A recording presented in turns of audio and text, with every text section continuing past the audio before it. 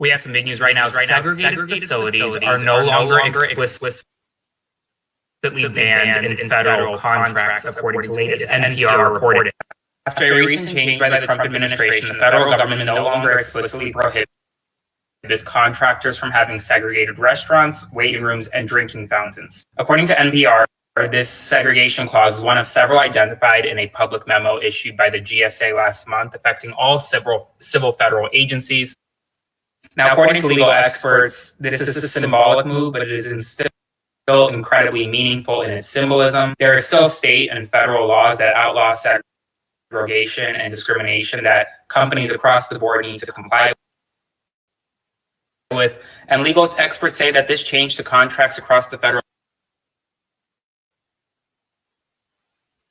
government is significant nonetheless, because these provisions required federal contractors to adhere to and comply with federal civil rights laws, and well, now they don't have to in this symbolic move. I'll do a full breakdown of whether or not this is legal on my Substack shortly, so be sure to subscribe for free at the link in my bio, and follow along for all the news you need to know about more.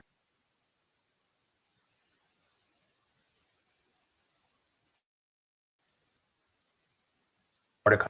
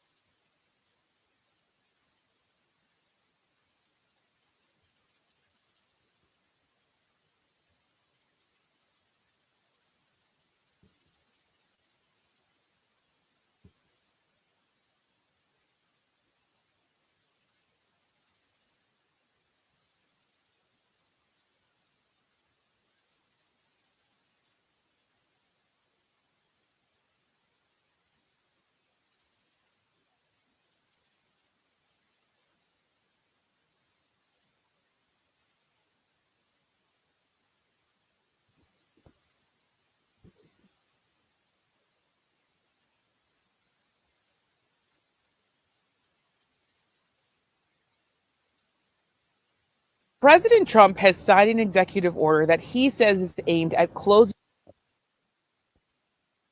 the Department of Education. I will sign an executive order to begin eliminating the Federal Department of Education. But it's a little bit more complicated than that. The order does direct the Education Secretary, Linda McMahon, to, quote, take all necessary steps to facilitate the closure of the Department of Education and return education authority states. Now, closing the Department of Education does require an act of Congress, but President Trump can do a lot of other things to still make this department less robust than it was before. We've already seen the staff at the Department of Education cut nearly in half, and now the White House is saying that they're going to take resources away from the Department of Education and make it even smaller. The Education Department is only 4%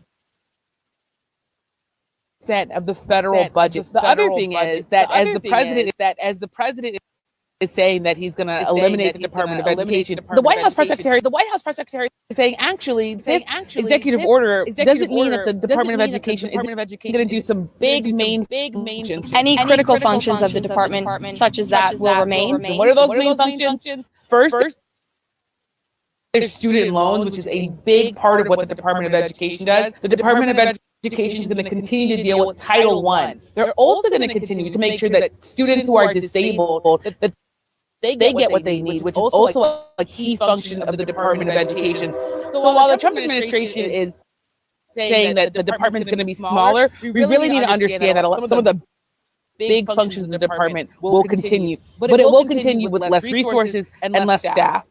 President Trump has signed an executive order that he says is aimed at closing the Department of Education. I will sign an executive order to begin eliminating the Federal Department of Education. But it's a little bit more complicated than that. The order does direct the Education Secretary, Linda McMahon, to, quote, take all necessary steps to facilitate the closure of the Department of Education and return education authority to the states. Now, closing the Department of Education does require an act of Congress, but President Trump can do a lot of other things to still make this department less robust than it was before. We've already seen the staff at the Department of Education cut nearly in half, and now the White House is saying that they're going to take resources away from the Department of Education and make it even smaller. The Education Department is only 4% of the federal budget. The other thing is that as the president is saying that he's going to eliminate the Department of Education, the White House press secretary is saying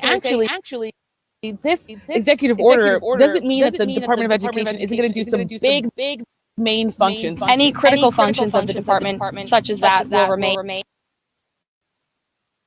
And what are those main functions? First, there's student loans, which is a big part of what the Department of Education does. The Department of Education is going to continue to deal with Title I. They're also going to continue to make sure that students who are disabled, that they get what they need, which is also a key function of the Department of Education. So while the Trump administration is saying that the department's going to be smaller, we really need to understand that some of the big functions of the department will continue. But it will continue with less resources and less staff. President Trump has signed an executive order that he says is aimed at closing the Department of Education. I will sign an executive order to begin eliminating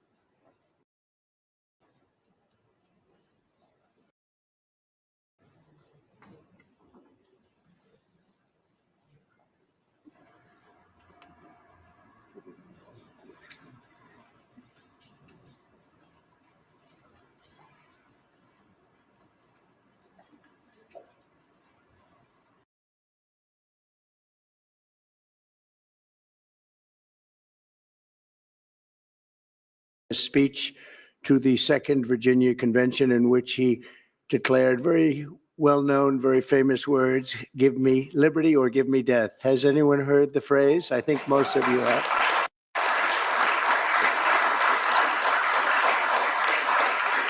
And moments ago, I also signed an executive order to dramatically increase production of critical minerals and rare earths. It's a big thing in this country. And as you know, we're also signing agreements in various locations to unlock rare earths and minerals and lots of other things all over the world. But in particular, Ukraine, we're doing very well with regard to Ukraine and Russia.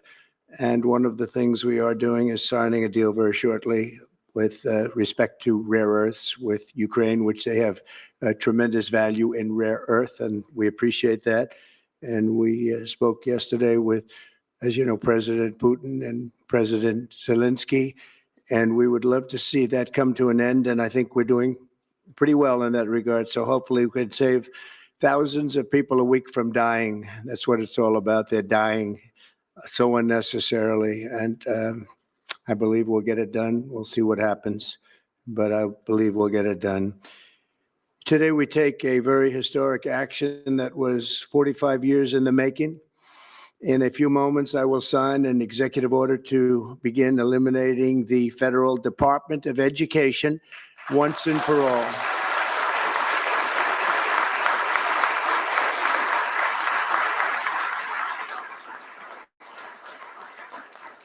And it sounds strange, doesn't it? Department of Education, we're going to eliminate it. And everybody knows it's right. And the Democrats know it's right. And I hope they're going to be voting for it because ultimately it may come before them. But everybody knows it's right. And we have to get our children educated. We're not doing well with the world of education in this country. And we haven't for a long time. And we're pleased to be joined today by the woman who I chose because she's an extraordinary person, and hopefully she will be our last Secretary of Education, Linda McMahon. Linda, thank you. Thank you very much. That's another interesting statement. It's an interesting opening, right? But it's true, and people, it's been amazing how popular this has been. I tell people that this is what I'm doing today, and they say, oh, it's about time. Everybody says it. Republicans and Democrats have said it. They're all saying it. Also with us are some terrific people. Governors Greg Abbott. Greg, thank you very much. Governor Ron DeSantis, thank you very much, Ron.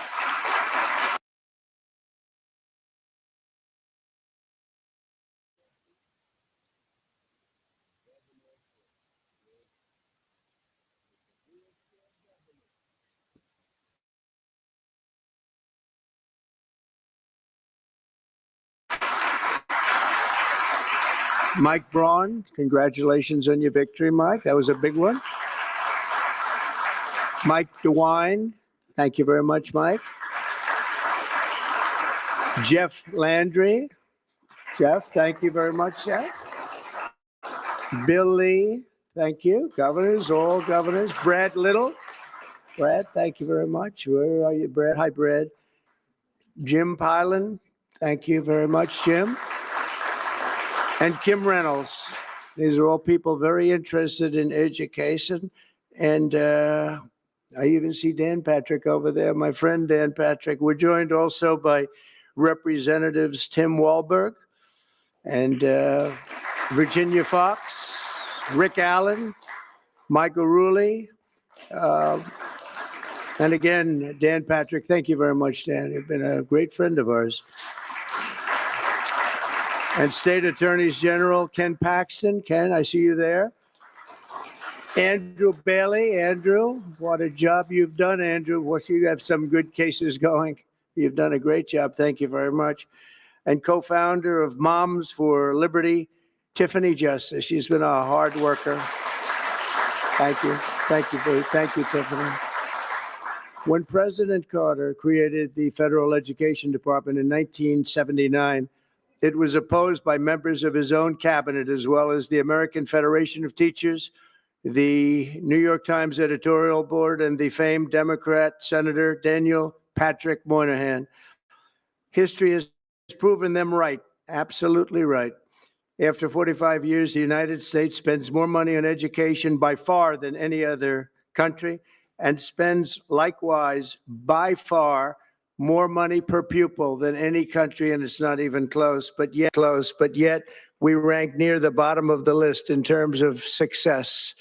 It's an amazing stat. Those are two stats you don't want. The most money spent per pupil, and you're at the bottom of the list. And that's where we are, like it or not. And we've been there for a long time.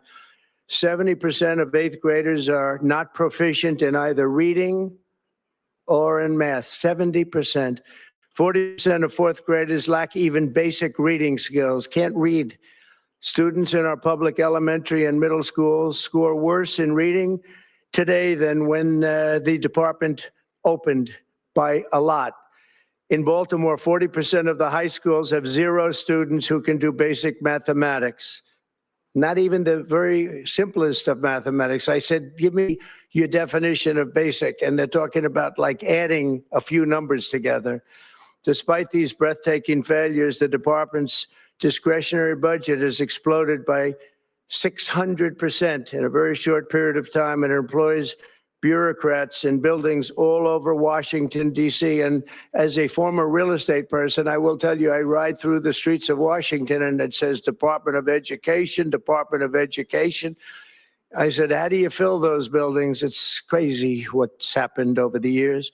I'm pleased to report that after offering these federal employees 2 generous buyout options, and they were very generous, and they're good people, but they were very generous. My administration has initiated a reduction in force, and we're already cutting numbers that were really surprising to a lot, that we were able to do it so successfully.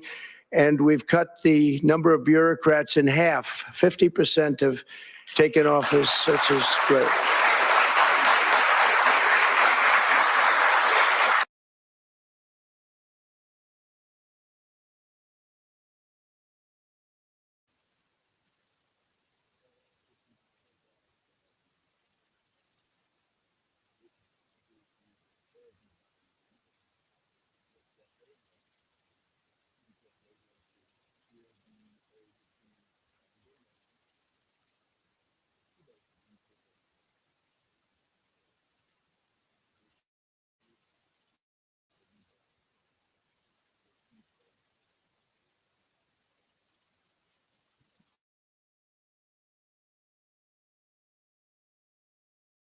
Thank you. Under the action I'm taking today, a small handful of Democrats and others that we have employed for a long time, and there are some Republicans, but not too many, I have to be honest with you. But the department's useful functions, and such as, and they're in charge of them, Pell Grants, Title I funding, resources for children with disabilities and special needs will be preserved, fully preserved. They're all going to be. So if you look at it's supposed to be a very good program, Title I funding and resources for children with special disabilities and special needs. They're going to be preserved in full and redistributed to various other agencies and departments that will take very good care of them. And that's very important to Linda, I know, and it's very important to all of us. But beyond these core necessities, my administration will take all lawful steps to shut down the department. We're going to shut it down, and shut it down as quickly as possible. It's doing us no good. We want to return our students to the states, where just some of the governors here are so happy about this. They want education to come back to them, to come back to the states, and they're going to do a phenomenal job. You know, if you look, Denmark, Norway, Sweden, I have to tell you, I give them a lot of credit. China's top 10. And so we can't now say that bigness is making it impossible to educate, because China is very big. But you have countries that do a very good job in education. And I really believe, like some of the governors here today, from states that run very, very well, including a big state like Texas, but states that run very well are going to have education that will be as good as Norway, Denmark, Sweden, and those top, Finland, those top countries that do so well with education. I think they'll do every bit as well. And what do you think about that, Governor? Do you agree? Huh? I think so. Ron, do you agree? I think so. Florida? Iowa? That's right. I really believe that. They'll be as good as any of them. And then you'll have some laggards, and we'll work with them. And we can all tell you who the laggards will be right now, probably, but let's not get into that. But we'll work with them, and we're going to make them, they'll do a job. I think they'll do a job, and they'll go to sections of the state. For instance, New York, you'll have a Manhattan, and you'll have a Suffolk County, and you'll have a Nassau County, and you'll have Westchester County. You'll do 4 or 5 or 6 of them. You have upstate New York, and those counties, I think, are going to do very well. And I think ultimately Manhattan should do very well, but we'll break it down into sections, and I think it'll be really, really good. And they're going to be probably the tougher ones, but I think they have a chance to do really well. But we're going to be returning education very simply back to the states where it belongs. And this is a very popular thing to do, but much more importantly, it's a common sense thing to do, and it's going to work. Absolutely, it's going to work. And I can tell you from dealing with the governors and others in the state, they want it so badly. They want to take their children back and really teach their children individually. Probably the cost will be half, and the education will be maybe many, many times better. So we look forward to this. I want to just make one little personal statement. Teachers, to me, are among the most important people in this country, and we're going to take care of our teachers. And I don't care if they're in the union or not in the union. That doesn't matter. But we're going to take care of our teachers, and I believe the states will take actually better care of them than they are taken care of right now. They'll work all sorts of systems and even merit systems. Those great teachers are going to be maybe a little bit better rewarded, or maybe that's the way it should be, but the states are going to make that decision. But we're going to love and cherish our teachers along with our children, and they're going to work with the parents, and they're going to work with everybody else, and it's going to be an amazing thing to watch, and it's really going to be something special. And Linda, you're presiding over something that's so important, and you're going to do a fantastic job, just like you have your whole life. I know your whole life I've been watching you. I've been watching you for a long time. She's had nothing but success. So it's tremendous to have you, and hopefully you won't be there too long, but we're going to find something else for you, Linda, okay? So this will conclude what we are talking about with respect to our most cherished group of people, and that's our children. We want to have our children well educated. We want them to love going to school. We have examples of it. Look at those beautiful, bright-eyed faces. They are so smart. They're so smart. And with that, I'm going to come down, and we're going to sign a very important document, and we're going to be on our way. People have wanted to do this for many, many years, for many, many decades. And I don't know, no president ever got around to doing it, but I'm getting around to doing it. So thank you very much.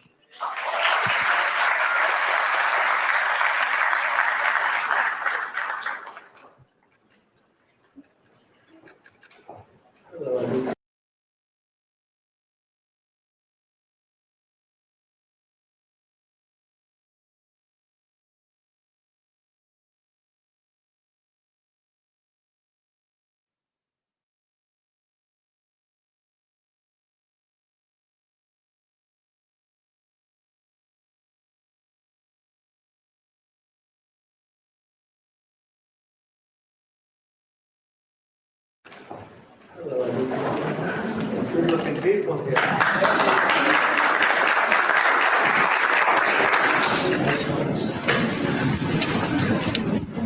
Should I do this?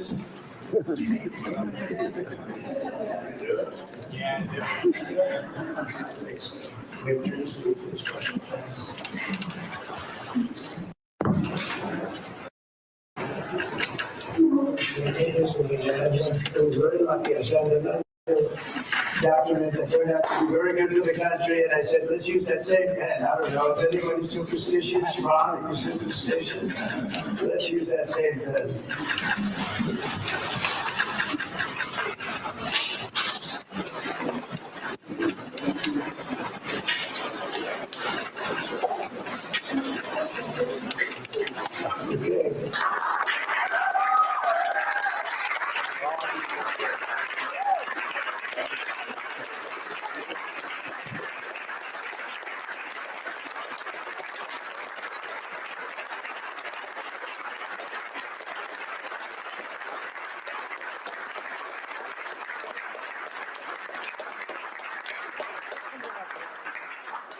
Can you come up just to say?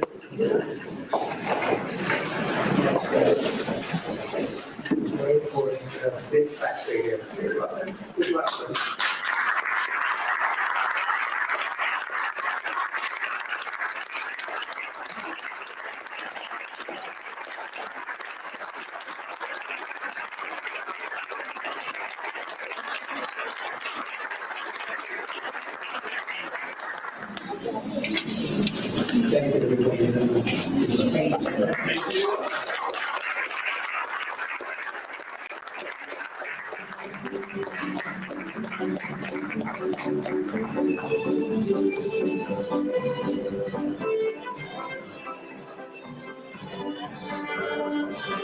And we've been listening to President Trump's event at the White House, where he just signed that executive order to begin the process of dismantling the Department of Education. Important to note, he cannot unilaterally dismantle the department. He would need Congress's approval to do that. The president saying that U.S. students are at the bottom of the list when it comes to their school readiness.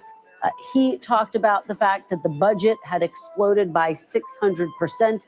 He says we'll take a look at that number. He said that he's restoring education back to the states. It's worth noting that the Department of Education already allows states to handle much of students' education, from establishing schools and colleges to developing curricula, setting graduation requirements, determining state education standards, and testing whether states are meeting education standards. You saw him there with the Education Secretary, Linda McMahon, the president saying he hopes she will be the last Secretary of Education, saying we'll find something else for you once she has finished overseeing the dismantling of this agency. We now want to bring in former Secretary of Education and Chancellor of the State University of New York, John King Jr. Thank you so much for joining me. I really appreciate it.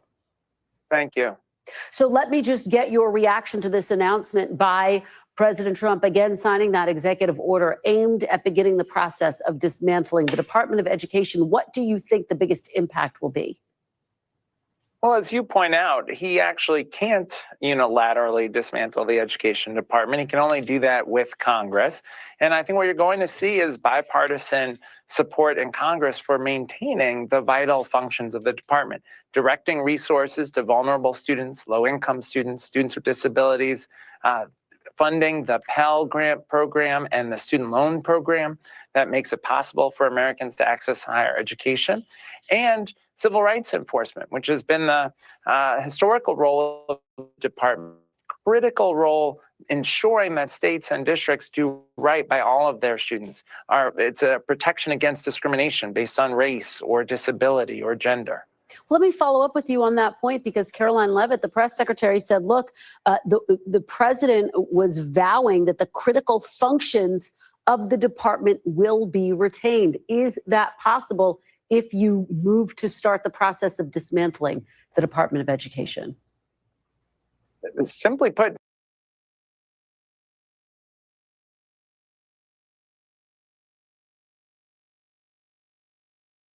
Out here, every cast is a chance, and every catch a memory. If that sounds like where you want to be, then check out Bass Pro Shops in Cabela's Spring Classic Fishing Sale for our biggest fishing and boating sale of the year. Make memories on the water with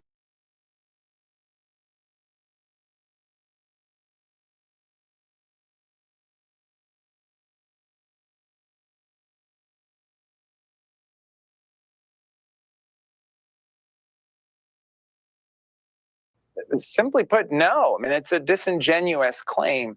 And we already saw that playing out in this past week. They announced layoffs of a significant number of employees. They've laid off more than 1,300 people, including people who work on the free application for federal student aid, the doorway, if you will, into the federal student loan program. That FAFSA broke last week.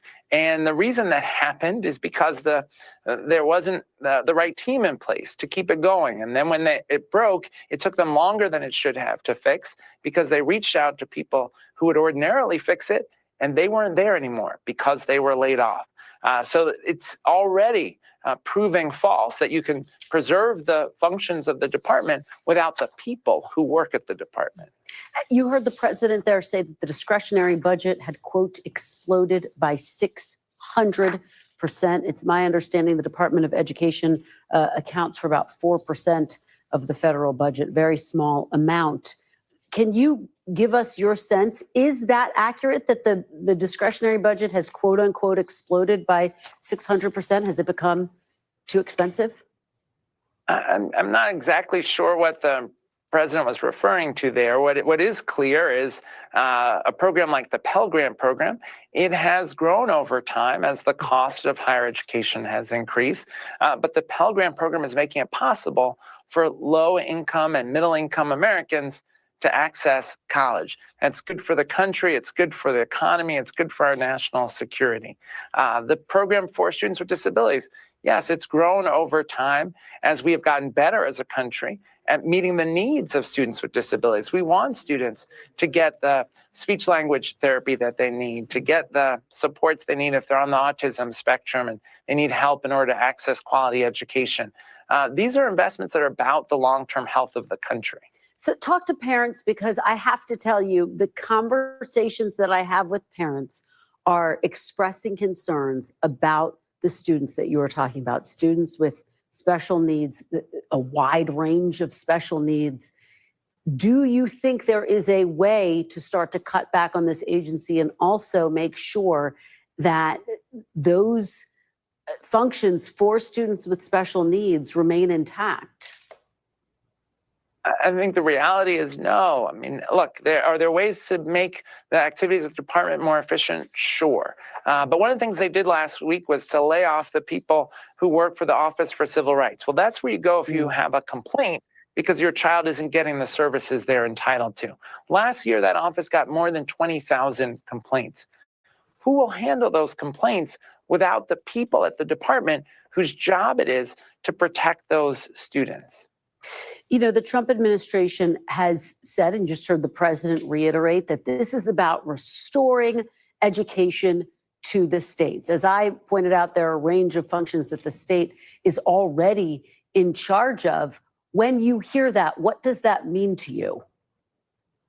You know, it's a rhetorical move. The reality is, most decision making about education happens at the state and local level, but there is a crucial federal role that goes back to the civil rights movement. The Elementary and Secondary Education Act of 1965, the Higher Education Act of 1965. These laws were put in place because we needed the federal government to step in to make sure that students weren't discriminated against. And that role continues. We need the federal government to say to a state, you can't ignore the needs of your English learners. To say to a district, you can't leave Black students or Latino students out of access to advanced placement classes or extracurricular activities at your school. That civil rights role has to be protected. And in the end, I think there will be bipartisan support in Congress for protecting that role. You know, Secretary King, what is also true is that students' test scores hit an all-time low last year. Why do you think that is? And what do you think should be done to improve that?